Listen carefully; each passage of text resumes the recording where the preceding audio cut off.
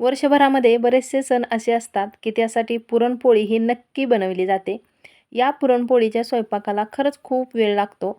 पण आज मी तुम्हाला फक्त अर्ध्या तासामध्ये पुरणपोळीचा संपूर्ण स्वयंपाक कसा बनवायचा यासाठी खूप साऱ्या ट्रिक्स सांगितलेल्या आहेत. त्यामुळे व्हिडिओ स्किप न करता संपूर्ण पहा.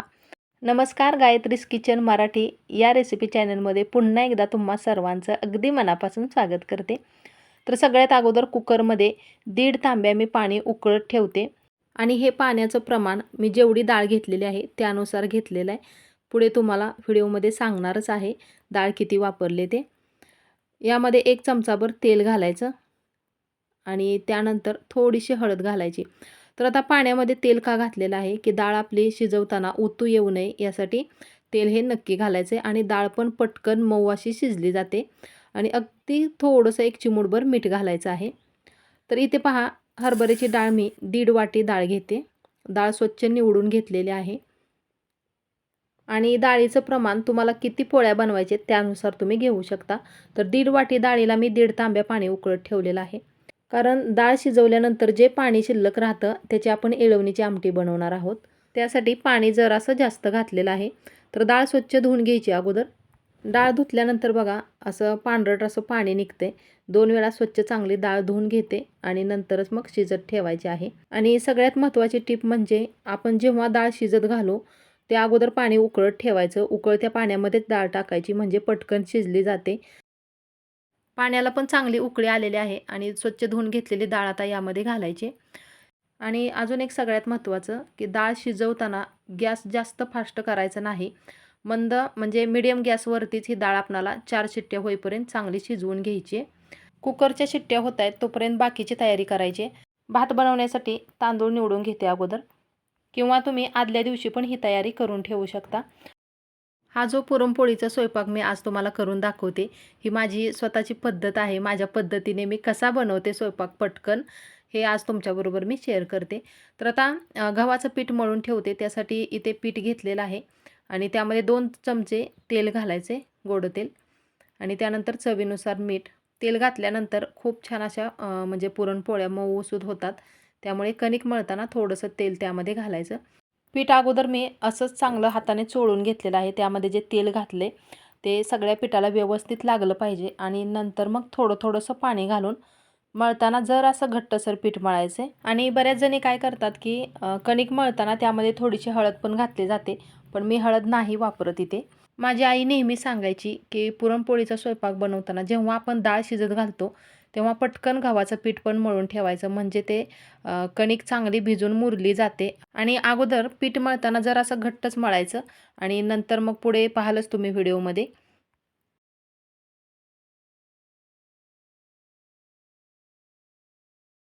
पीठ मळून झाल्यानंतर थोडंसं वरून तेल लावायचं याला आणि हे असंच झाकून ठेवायचं. कणिक तर मळून झालेलीच आहे. आता इथे मी 2 कांदे घेतलेत आणि कांदा अगोदर चिरून घेते.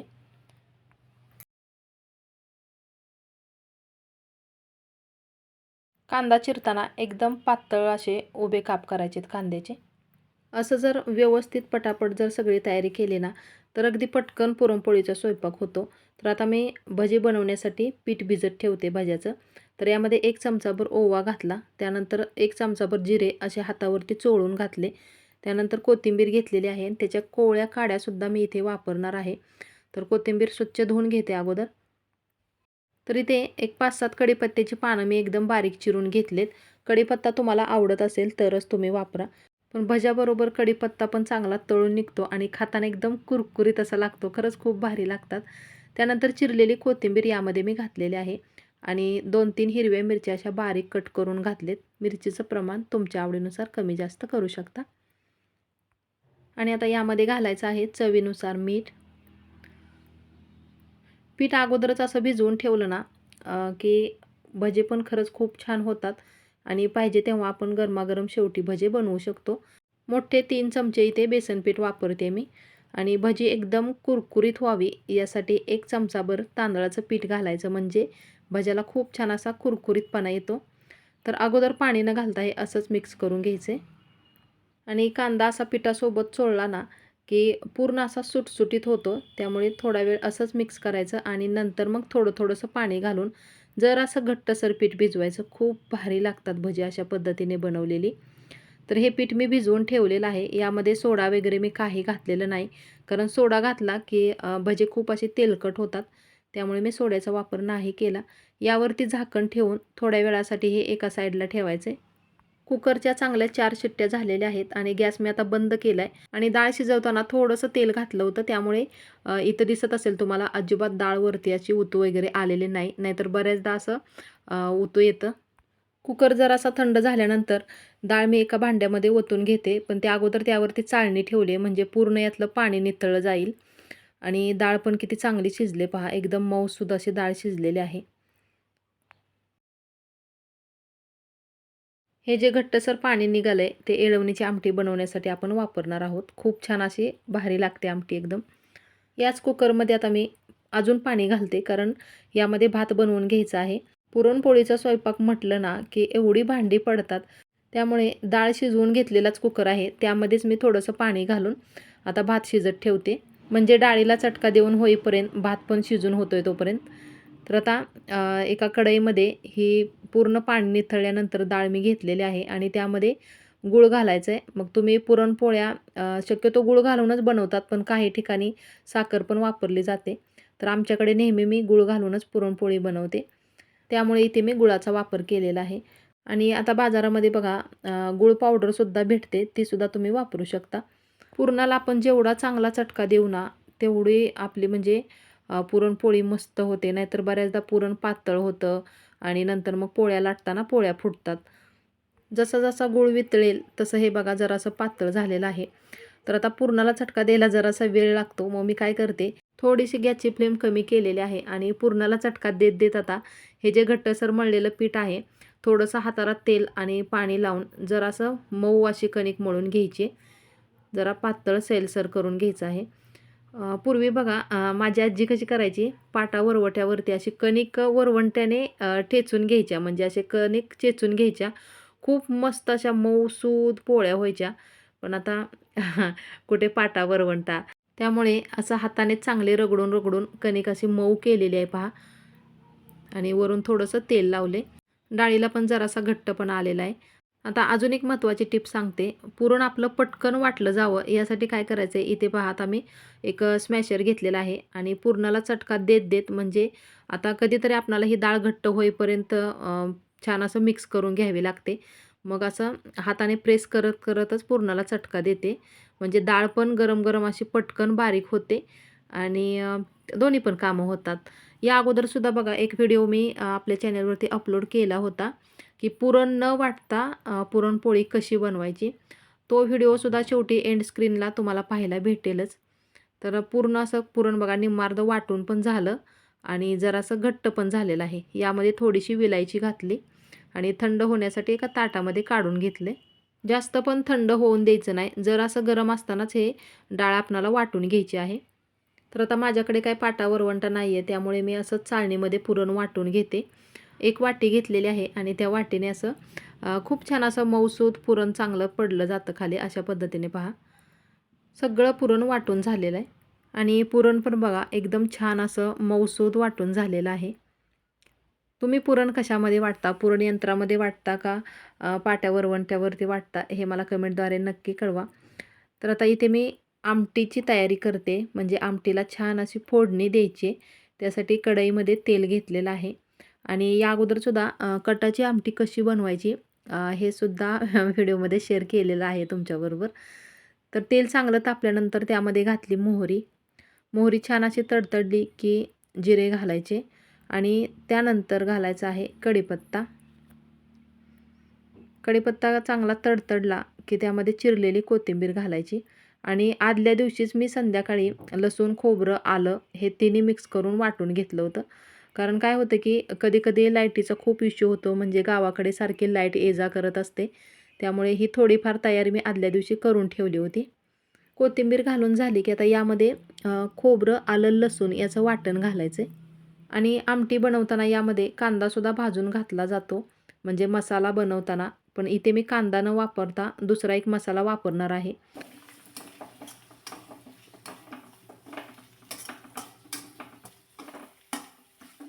थोडासा लालसर कलर येईपर्यंत हे छान असं परतून घेतलं. आता इथे मी अर्धा चमचा गरम मसाला घातलेला आहे.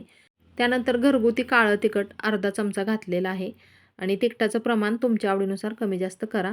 1 चमचा भरून कांदा लसूण मसाला वापरला आहे, म्हणजे विकतचा कांदा लसूण मसाला. त्यामुळे इथे मी कांदा भाजून घातला नव्हता. तर आता हे थोडंसं काही सेकंदासाठी परतून घ्यायचं आहे आणि त्यानंतर डाळ शिजवलेलं जे पाणी असतं, म्हणजे आपण येळवणीचं पाणी म्हणतो, ते यामध्ये घालायचं आहे. एकदम छान असं घट्टसर पाणी निघाले बघा. त्यामुळे डाळ शिजवताना थोडंसं पाणी जरा जास्त घालायचं. आमटी खूप अशी चवदार लागण्यासाठी इथे पहा, जरा पुरण वाटलेलं, म्हणजे जे गोडाचं पुरण असतं ना, ते पुरण यामध्ये थोडंसं घालायचं. खूप भारी अशी आमटीची चव लागते. थोडंसं मिक्स करून यामध्ये अजून थोडं पाणी घालावं लागेल, कारण हे जरासं घट्ट वाटते. यामध्ये घालायचं आहे चवीनुसार मीठ आणि मीठ घातल्यानंतर मंद आचेवरती ह्याला छान अशी एक उकळी येऊन द्यायची. जवळपास आपला निम्मेच्या वरती स्वयंपाक बनवून झालेला आहे. आमटी उकळते तोपर्यंत दुसऱ्या साईडला मी तळण तळून घेते. सणासुदीच्या दिवशी प्रत्येक गृहिणीला बघा, घरातली पण बरीचशी कामं असतात, आवरायचं पण असतं आणि नैवेद्यासाठी इकडं पुरणपोळीचा स्वयंपाक वगैरे तयारी पण करायची असते. त्यासाठी जवळपास बरीचशी तयारी आदल्या दिवशी पण आपण करून ठेवू शकतो. आता जसं की मी मगाशी म्हटल्याप्रमाणे लसूण खोबरं वगैरे हे आदल्या दिवशी जरी बारीक करून ठेवलं तरीही चालतं. तर अगोदर कुरडई पापड वगैरे तळून घेतलेले आहेत आणि आता मी भजे बनवते. आणि इकडे बघा, मंद आचेवरती आमटी ठेवल्यामुळे ह्याला कट पण किती छान आलाय.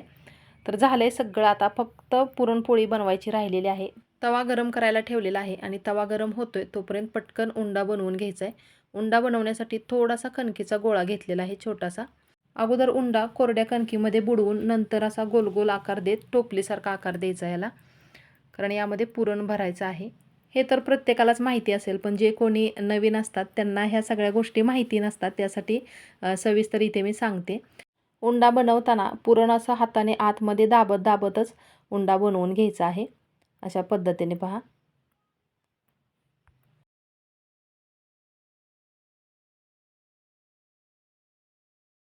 आणि वरच्या साईडला जी एक्स्ट्रा कणिक शिल्लक राहते ती काढायची.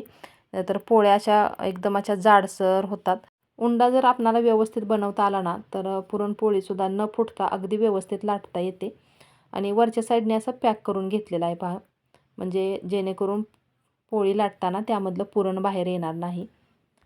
पोळी लाटण्या अगोदर एकदा पिठामध्ये उंडा असा बुडवून घ्यायचा. पोळी लाटण्या अगोदर थोडंसं हाताने प्रेस करायचं. हलक्या हाताने छान अशी पातळसर पोळी लाटून घ्यायची आणि अधूनमधून थोडंसं कोरडी कणिक, म्हणजे वरून पीठ लावूनच लाटून घ्यायची.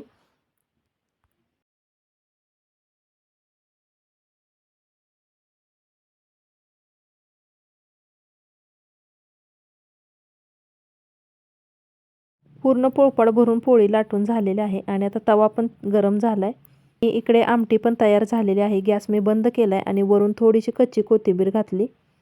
पोळी तव्यावरती टाकण्या अगोदर थोडंसं तेल पसरून घ्यायचं, म्हणजे पोळी न चिकटता पटकन अशी पलटी होते. आणि बघा, लगेचच पुरणपोळी असे टम्म फुगले. वरून थोडंसं तेल लावून दोन्ही साईडला असं खरपूस कलर येईपर्यंत भाजून घ्यायची. व्हिडिओ थोडासा जरी आवडला तर प्लीज आपल्या चॅनेलला लाईक, शेअर आणि सबस्क्राईब करायला विसरू नका. नवीन यूट्यूबरसाठी तुमचा एक एक सबस्क्राईबसुद्धा खूप महत्त्वाचा असतो. तर अशा पद्धतीने मी सगळ्या पुरणपोळ्या पटापट बनवून घेते. आणि माझी ही आजची पुरणपोळी बनवण्याची, म्हणजे पुरणपोळीचा स्वयंपाक बनवण्याची पद्धत तुम्हाला आवडली का, कमेंटद्वारे नक्की कळवा. आणि व्हिडिओ काय अजून संपलेला नाही आहे, कारण पुरणपोळीचं ताट कसं सजवायचं किंवा पुरणपोळी जर आपण केळीच्या पानावरती वाढवून घेणार असू तर कशी वाढवून घ्यायची हे सुद्धा ह्या व्हिडिओमध्ये तुम्हाला पाहायला भेटणार आहे. तर इथे मी केळीचं पान घेतलेलं आहे. सगळ्यात अगोदर पानामध्ये वाढलेलं आहे मीठ, त्यानंतर लिंबाची फोड आणि वरच्या साईडला भात, त्यानंतर कटाची आमटी, दूध किंवा गुळवणी. तर इथे मी दूध घेतलेलं आहे आणि त्यावरती थोडीशी तुपाची धार. काही ठिकाणी साधं वरण म्हणजे डाळ पण बनवली जाते, पण आमच्याकडे पुरणपोळीचा स्वयंपाक असला ना की डाळ कोणी खात नाही, त्यामुळे आज मी नाही बनवली. तर थोडंसं पुरण भाताशेजारी ठेवलेलं आहे. त्यानंतर डाव्या बाजूला तळण ठेवते, त्यामध्ये कुरडई, पापड वगैरे, आणि मध्यंतरी मी भजी ठेवत आहे.